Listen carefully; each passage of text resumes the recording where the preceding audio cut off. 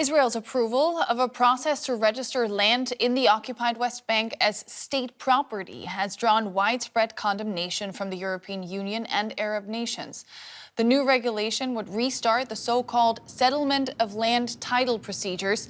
Those were frozen since the Six-Day War of 1967, which Palestinians describe as a form of de facto annexation. The EU has called on Israel to reverse the measure, warning that it's a new escalation and illegal under international law. As for our position, it has always been very clear and consistent in the sense that we have long held the position of not recognizing Israel's sovereignty over the territories occupied by Israel since June 1967. In accordance with United Nations Security Council resolutions, we reiterate that annexation is illegal under international law, and we call on Israel to reverse this decision. Let's find out more and talk to Yonatan Mizrahi. He's the head of Peace Now, an Israeli anti-settlement watchdog and a movement for a two-state solution. He joins us from Jerusalem. Welcome to DW. Now, first of all, explain to our viewers what this decision actually means. Well, the decision to allow, or actually to register the land in the West Bank is something like you mentioned that was frozen in 1967. And actually, it's coming back to the table, coming back to be implemented.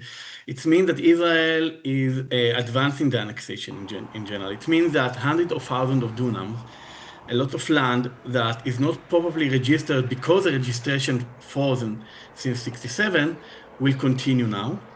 But the Palestinians will find it very difficult to register the land under their name. And in this way, Israel could actually gain a lot of land that will be registered or understood as public land, not necessarily private land, a land that actually will help Israel to build much more in the West Bank and to develop the West Bank in order for the settlers, not for the Palestinians. Yeah. And actually, this is a very clear step for the annexation. Now, it's not the only step, but it's a very dramatic step because when we're talking about annexation, land is something very important in that aspect. And the registration is definitely the tool to advance it. Help us understand why this decision is being taken now, and how does Israel justify it? Well, it's taken now, but actually when we look at this administration in the last 3 years, so this administration began by advancing the annexation, establishing all kind of administrations and decision and advanced decisions to create annexation, proper annexation in the West Bank. This decision is actually the last in a chain of decisions. And it's coming now, according to our understanding, because we are first of all heading election in the next year. And the process of registration began by establishing all kind of bodies to make easier for the settlers to live in the West Bank and actually to civilize the administration in the West Bank. And now it's actually a step that completes the annexation in order to deal with the land. The land is the last step that this government wants to advance in order to complete the annexation without calling it annexation and without giving any rights to the Palestinians themselves, obviously. Where does this leave the Palestinians who live in the affected areas now?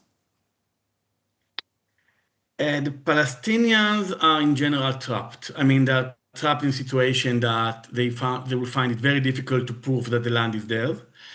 They are trapped because Israel is continuing to develop and build settlement in the West Bank. They are stuck because of many other decisions that Israel took.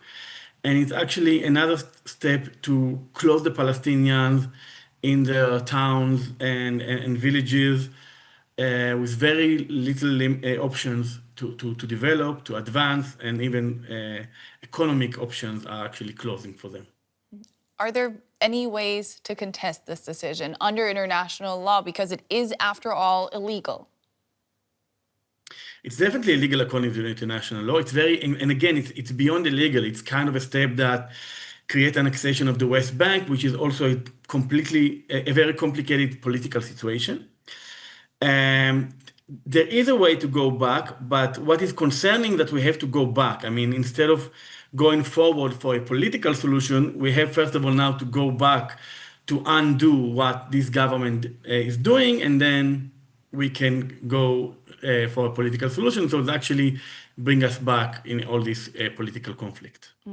This decision, we heard it earlier, has received a lot of criticism from Arab countries like Saudi Arabia, Egypt, and Qatar, but also from the European Union. Do they have any sway here?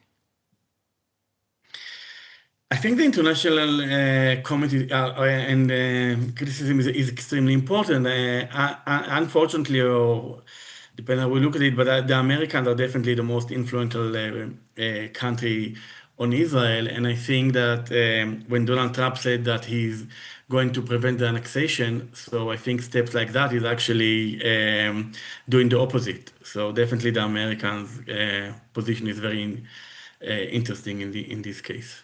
That was Yonatan Mizrahi from the anti-settlement watchdog Peace Now. Thank you so much for all those insights and your time tonight. Thank you. Thank you very much.